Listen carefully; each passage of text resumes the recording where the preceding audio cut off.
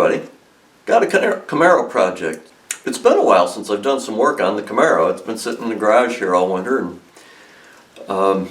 I've had projects I wanted to do, but life's been getting in the way.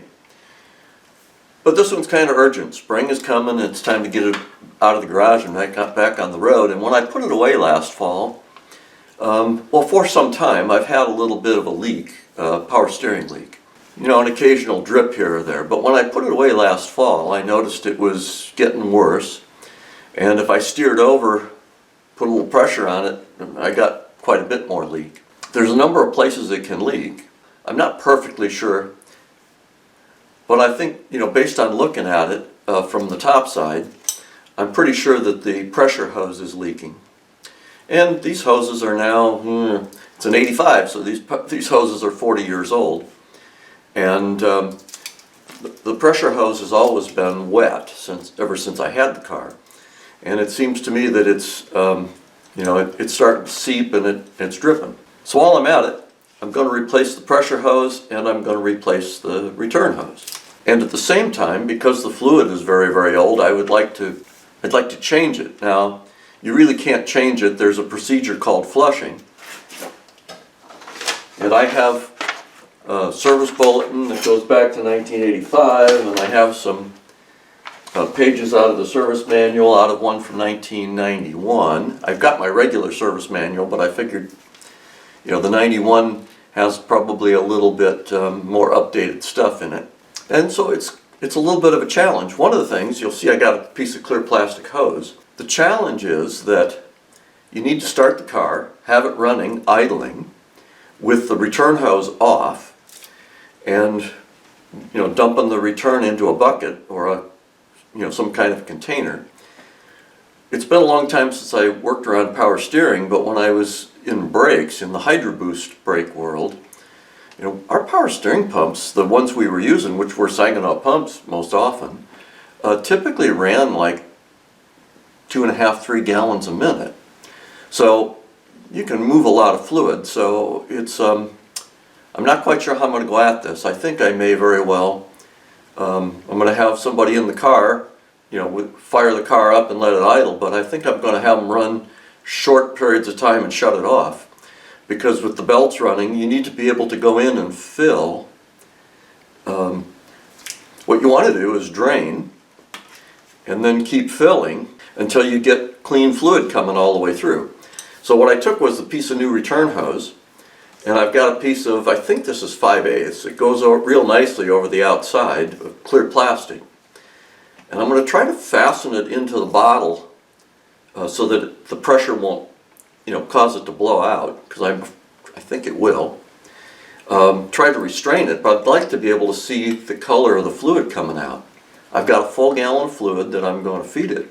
You know, I just want to get as much of the old fluid out as I can. There's nothing wrong with it other than it's really old, so as long as we're doing this, we should refresh it and have a fresh load. I've got a gallon of Valvoline power steering fluid. I don't know how much I'm going to need. I think the whole system only holds like a quart, but don't quote me on that. It's a relatively small amount. I think this is more than enough. I just got to make sure I have enough to get all the way through. Also, I haven't taken the hoses off yet. What I've done so far is broken the fittings loose. What I would like to do is run the car and warm it up some so that it isn't running at a super high idle, so that the fast idle is settled down. Then change the hoses. And then after I change the hoses, then I want to flush with the new hoses in the system.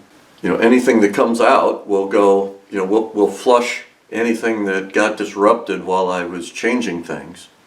Will come out of the steering gear and on the return side go into the bucket. Regarding getting these things apart, man, I worked on this yesterday, spent hours. Two things. One is I have 2 sets of metric tube nut wrenches. And this one is a Performance Tool brand. And I've used it before and it's not bad. And I also have one that's called Quinn. And I think I got these both at Harbor Freight at different times. This Quinn was a more expensive set. but when you look at them, it's a beefier set. I think they're both good tools. I've used them both. I started with the performance tool version, and I couldn't move them. I was flexing the tool and I couldn't get them to break loose. I got out this other one, and it's still, the one underneath on the back of the pump is a 16 millimeter, and with a little bit of work I was able to get it off with the 16. The one on the top of the steering gear is an 18, and it wouldn't come loose. I wanted to start with a crowfoot wrench. I have some crowfoot metric tube nut wrenches, but the set I've got doesn't have a 16 or an 18. It skips those. It goes 13 to 15 to 17 to 19, and so you need 16 and 18 to get it done. I also got out my old special vice grip that I don't use real often, but is great for these kinds of fittings because it'll pick up and clamp on that tube nut. But the one on the steering gear, I could get it on there, but I didn't have enough room to swing it. So the steering gear gets some corrosion, so I was hitting it with PB Blaster and letting it soak. And I spent most of the day just hitting it with penetrating oil, letting it soak, and finally after a number of hours, I was able to get on there with this bigger 18 millimeter and get some pull on it and get it to pop loose. This is what we're working on, and the pressure line is right here, and you can see that tube nut down there, and that was a bear to break loose. It's steel, but you can see that the edges are rounded just a little bit. They're not real sharp after I got done. And the second one is down there on the back of the power steering pump. So right there you can see the return hose is right. I'm trying to reach it here. The return hose is right there, and the pressure line is this greasy one down here.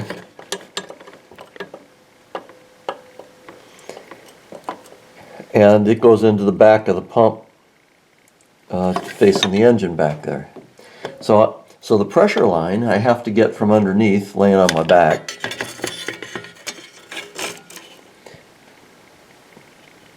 And get the fitting loose down there. And then this one I had to get in here with the 18 millimeter. So I had to get the 18 millimeter across the top of the steering box. That adjusting nut kind of gets in the way, but I was able to get on it enough and get a pull and get her loose. I mean, right now it's snug, but it's been broken loose and it shall come apart. This is another one of those where it's really tight quarters, so I'm not going to try to take a video of me trying to get those out of there. Just note that it'll happen. And then I have the new pressure hose here, and it comes with a pair of O-rings. These are not pipe threads, these are metric threaded nuts with an O-ring fitting at the bottom. And so I say they just go together with that O-ring, and the factory manual says that you torque these to 20 foot-pounds. They don't need to be really reefed on because you're sealing, this flange will come down and it's going to compress the O-ring. If it doesn't seal, there's something wrong with the joint. And it doesn't really require tremendous amounts of pressure. It doesn't really require tremendous amounts of torque to get that to seal, which was the whole point, as opposed to the old days where we used either pipe threads or flared tubing. So with that, I'm going to go swap these hoses out and then get myself set up to flush this out. So just for reference, there's the I'm on the bottom looking up here.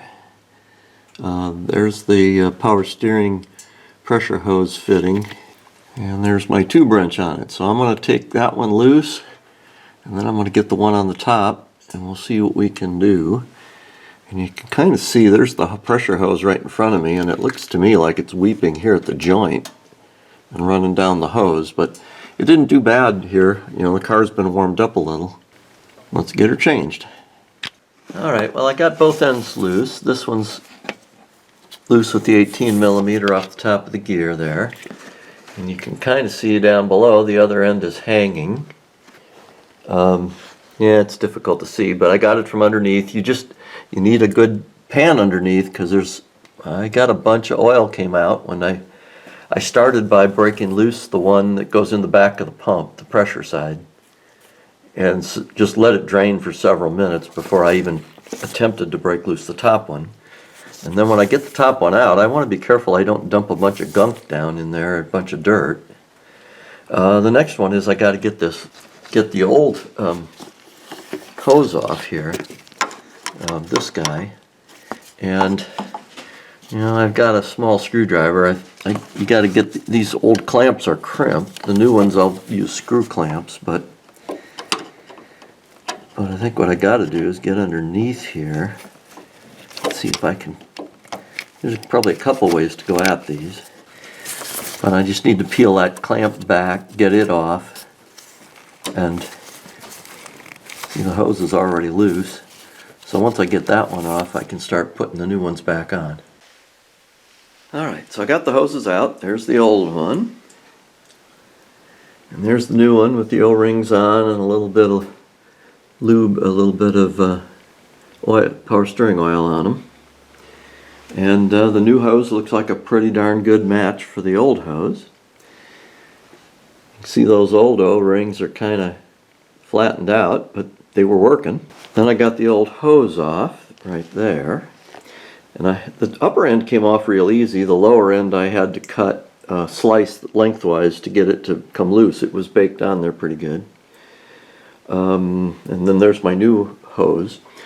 This old hose measured out exactly 12 inches. So I cut the new hose. I bought 2 feet of the new hose, not being sure exactly how much it was going to take. And the answer is 1 foot. So I got some spare. Anyway. Now I'm going to go get these new ones installed. Oh, plus the kit came with a couple of yellow caps, which was nice. Because if I'm going to do this flushing thing, I need to cap off the return so that I can feed pressurized fluid into a bucket. The return side fluid. Well, the new nut on the new hose on the gear end is a 19 instead of an 18. So I have a crowfoot for that. The one at the pump end was still a 16. So with the crowfoot, I'm going to get my torque wrench on here. I've got it on here, and I dialed it in about 1 foot-pound low. Just since I'm on the end of a crowfoot, it's not quite accurate. It'll be a little more torque than that. But I've got her torqued up till she clicks, so that's good. And then the one underneath, I just guessed. I just put a good torque on it, but you got to be a little careful because it's supposedly an aluminum pump body and you don't want to strip it out. So it's firmly tight, but not crazy.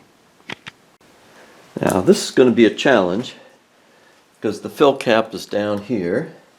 I have the hose routed under the power steering pump away from the belts and underneath the front stabilizer bar, and I've got it tied with a piece of wire, and the clear part is going into a large bucket.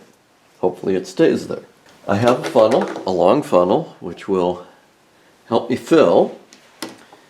But with the belts in the way, what they really want you to do is fill and check and fill and check and fill and check while it's flushing. That's probably not going to work. I don't know whether I'm going to run this for a few seconds and shut it off and check levels, and my inclination is to run it for 10 or so seconds and shut it off and refill and so forth. Now, when the fluid gets low, it'll start getting noisy, so the other choice would be to keep trying to fill it and let it be noisy. You can see the tubing is down here, so I'm going to try to be keeping an eye on it.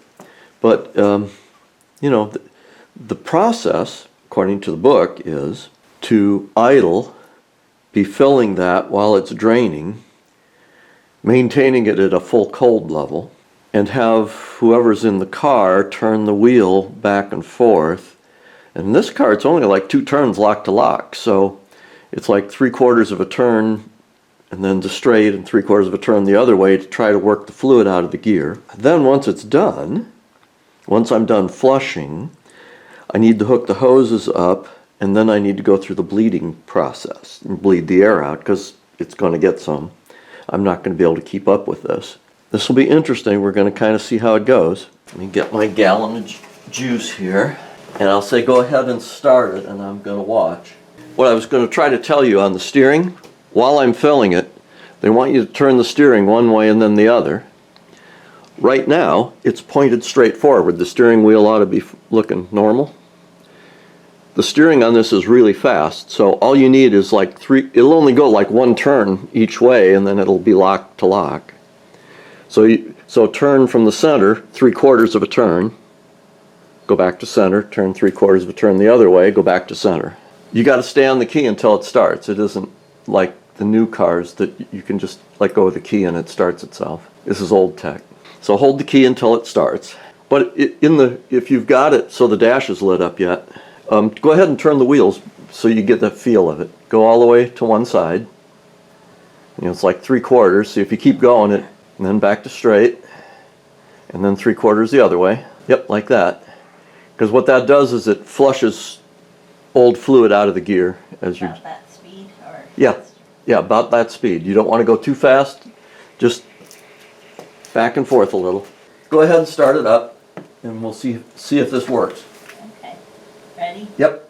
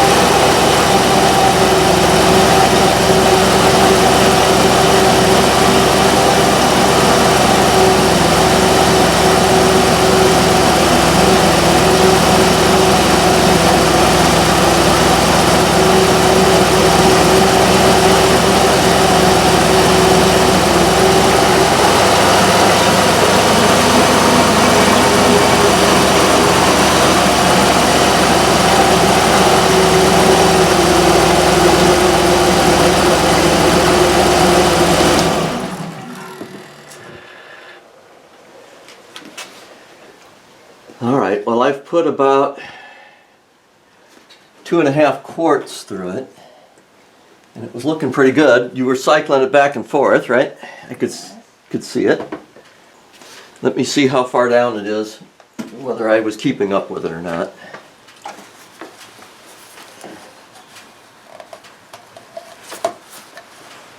Try real hard not to get oil on the belts, because that'll totally mess them up. See how far down I am. I just don't want to run out of fluid out of my gallon, so. Yeah, it's showing empty, so. Yeah, let's stop there. And I'm going to hook the hose back up and fill it and then run the bleeding process. Okay, I filled the system back up, and unfortunately I overfilled it. It's almost up to the top. It should only be at full cold. But the service information wants you to go through a bleeding process where you go basically from lock to lock without banging up against the stop hard with the engine off.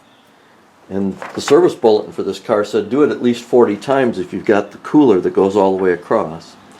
So we're going to do that to try to bleed air out. I'm just watching right now to make sure it doesn't overflow and see if we can bleed the air out. I may need to take some of the fluid out if it doesn't suck it all in.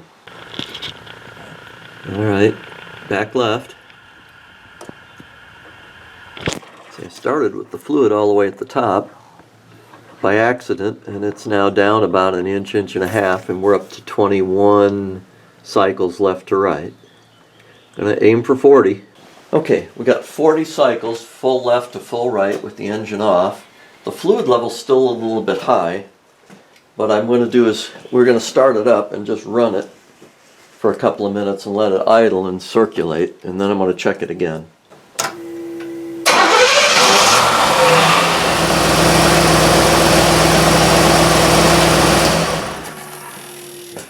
Alright, let's see where we're at here.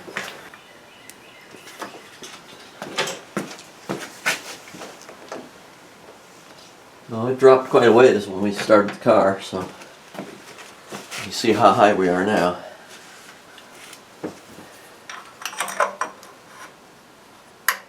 And we were trying to get all the air out, but obviously we didn't get all of it. Now right now it's a little bit above full cold, although straighten the wheels to the go straight ahead. Yeah, right there, because that makes a difference too. They were over to the right. It's better. I'm still probably a half-inch high.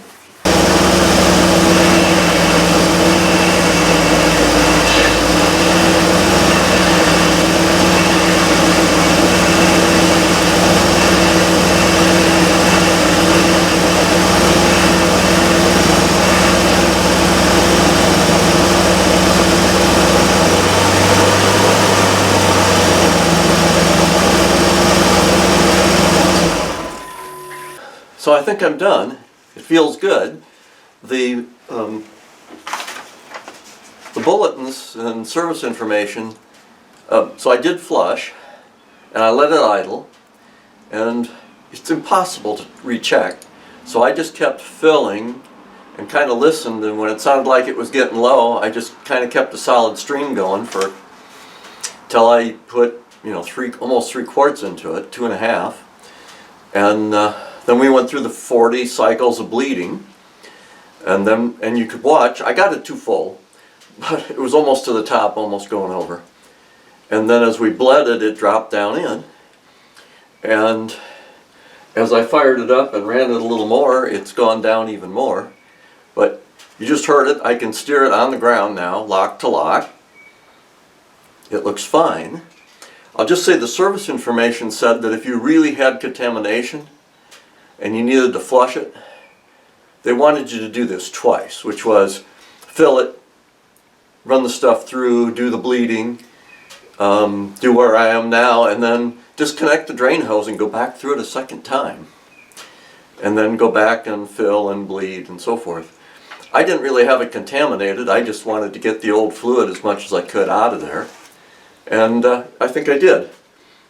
So I'm about ready to jump in the car, go take it for a road test, but the proof is what I had a minute ago here is I went from lock to lock a number of times, sitting still in the garage on the concrete floor, and it feels good, it's smooth, I don't hear anything abnormal. I mean, it gets a little noisier when you get to the stops, but so new hoses, they're not leaking.